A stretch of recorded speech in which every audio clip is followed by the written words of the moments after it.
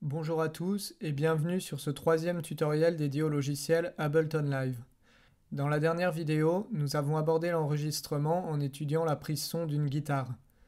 Pour la suite, nous continuerons sur l'enregistrement mais cette fois-ci avec l'utilisation de microphones pour la prise son de voix ou d'autres instruments.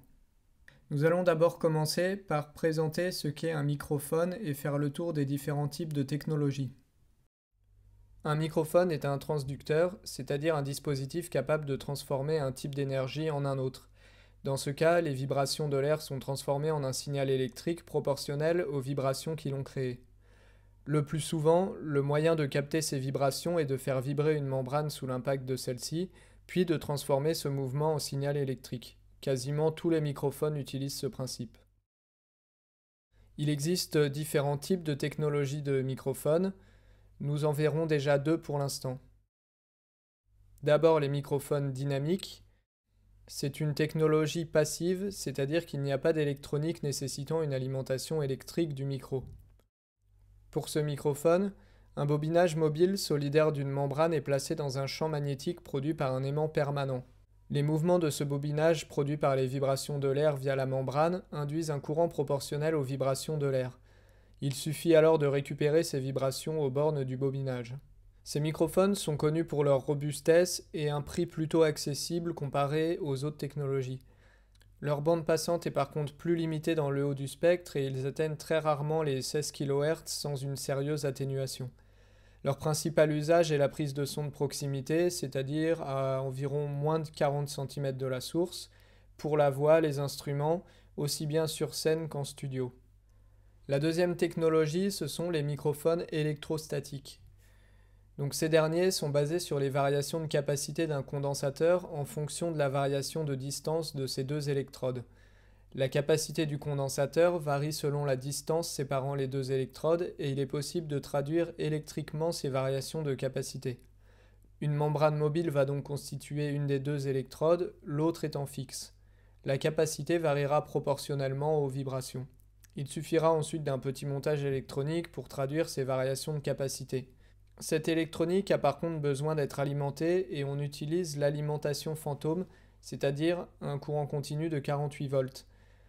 La plupart des cartes son disposent d'une alimentation fantôme, si ce n'est toutes les cartes son. Ces microphones sont quand même plus fragiles que les dynamiques en raison de la finesse de leur membrane, mais par contre il est possible d'obtenir des bandes passantes beaucoup plus étendues, allant environ de 20 Hz à 20 kHz. Leur rendu est généralement bien meilleur que pour un microphone dynamique. On peut les utiliser dans énormément de conditions, puisque ça s'étend à la fois de la prise son en proximité jusqu'à la prise de son d'ambiance, c'est-à-dire à plusieurs mètres de la source. Ces microphones sont par contre beaucoup plus coûteux. Voilà pour les deux principales technologies. Il en existe bien sûr d'autres, mais nous resterons sur celle-ci pour l'instant. Pour brancher ces micros, on utilise un câble XLR que vous pouvez voir sur cette image.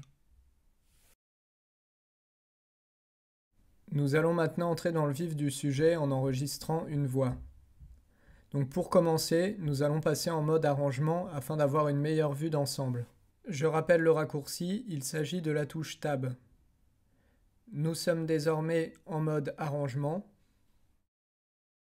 Je peux déjà renommer ma piste sur laquelle je vais enregistrer la voix. Je rappelle le raccourci, il s'agit de la touche commande R. Je l'appelle donc voix. Nous pouvons ensuite regarder les différents réglages afin de voir si tout fonctionne bien correctement. Donc je rappelle également le raccourci pour accéder aux préférences qui est commande virgule. Nous voici ensuite dans les préférences. Je vais donc dans le menu audio. Je regarde le périph' d'entrée audio. C'est bien ma carte son. Périphérique de sortie audio. Je vois également ma carte son. Ici, tout fonctionne correctement. Je peux ensuite revenir sur ma piste et regarder les différents réglages qui la concernent. Comme la dernière fois, mon micro est branché en entrée 1, que je sélectionne donc. Je peux ensuite appuyer sur Auto afin d'entendre l'enregistrement. Pour cette prise, je vais utiliser un micro électrostatique. Comme nous le disions précédemment, la qualité est beaucoup plus précise et ces micros permettent de faire des prises à la fois de près ou de loin. Là, nous serons plus pour une prise de proximité puisqu'il s'agit d'une voix. Je rappelle également que ces microphones ont besoin d'une alimentation fantôme. Je vais donc l'activer sur ma carte son. Généralement, il s'agit d'un petit bouton sur lequel est écrit 48 volts.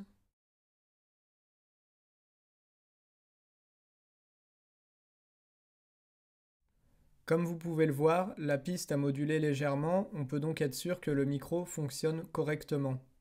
Il y a certains réglages dont je ne vais cette fois-ci pas avoir besoin, comme par exemple le tempo du morceau, ou encore le métronome, que je n'ai pas besoin d'activer. Je ne vais d'ailleurs pas non plus avoir besoin du décompte, puisque là nous allons enregistrer directement, nous n'avons pas besoin d'être forcément en rythme avec quoi que ce soit.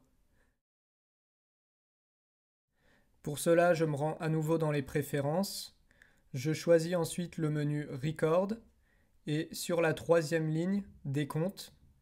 Cette fois, je choisis None afin de désactiver le décompte. Je peux désormais revenir sur ma piste.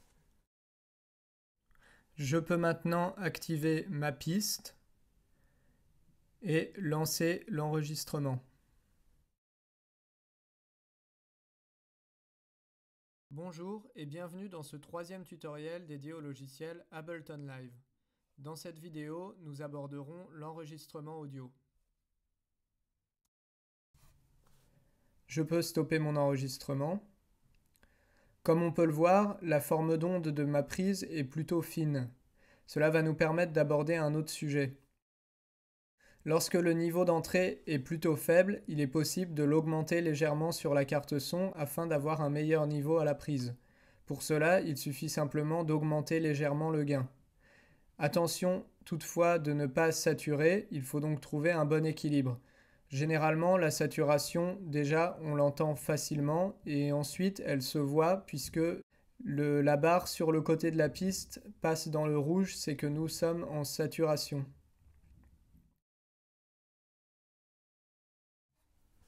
Je vais donc augmenter légèrement le gain de mon micro et pouvoir faire un second test. Donc pour cela, je vais réutiliser la touche commande Z qui va me permettre d'annuler l'opération précédente.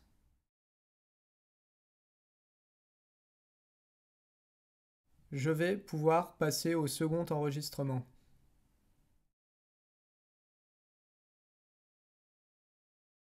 Bonjour et bienvenue dans ce troisième tutoriel dédié au logiciel Ableton Live. Dans cette vidéo, nous aborderons l'enregistrement audio.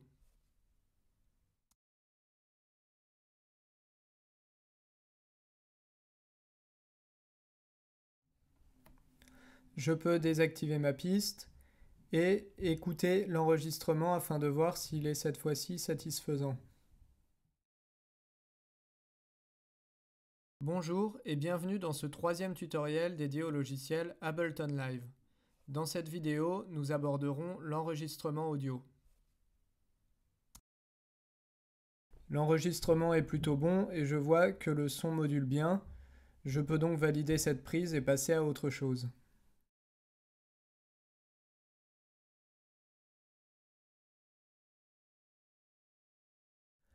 Pour terminer, nous allons voir comment enregistrer un instrument percussif.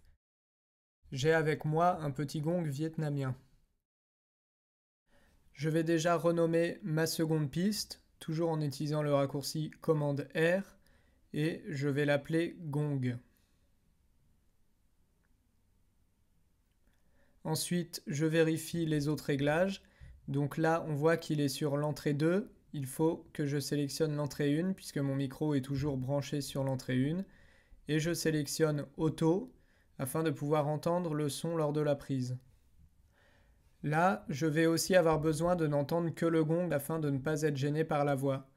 Pour cela, je vais utiliser un bouton que nous n'avons pas encore vu précédemment, c'est le petit S qui signifie solo. Il permet donc de n'écouter que cette piste-là. Je vais pouvoir activer ma piste. Pour ce type d'instrument, le son est beaucoup plus fort que pour une voix. Je vais donc naturellement m'éloigner un peu plus du micro pour la prise afin de ne pas le fragiliser non plus puisque nous avons vu que c'était des micros beaucoup plus fragiles. Et je vais baisser aussi le gain d'entrée afin de ne pas saturer.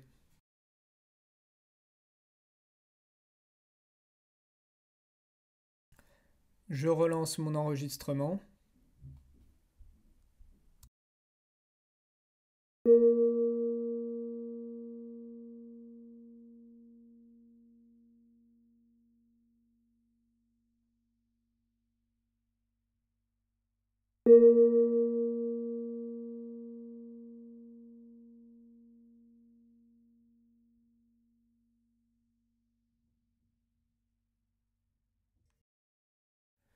J'ai bien pu enregistrer mon gong. Je vais bien entendu pouvoir le réécouter.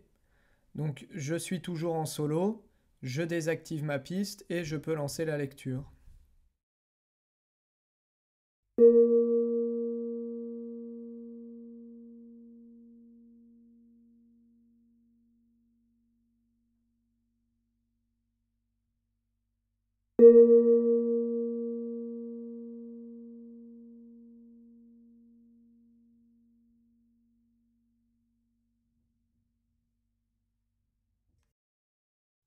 Voilà pour l'enregistrement avec un microphone. Une dernière précision de précaution concernant les micros électrostatiques et la 48 volts. Il est préférable de ne jamais débrancher un micro lorsque la 48 volts est activée. De même, il faut toujours activer la 48 volts une fois que le microphone est branché et bien installé, et au contraire, il faut toujours éteindre la 48 volts avant toute manipulation et avant de débrancher le microphone. Cela peut fortement endommager ces outils qui, comme nous l'avons vu précédemment, sont très fragiles.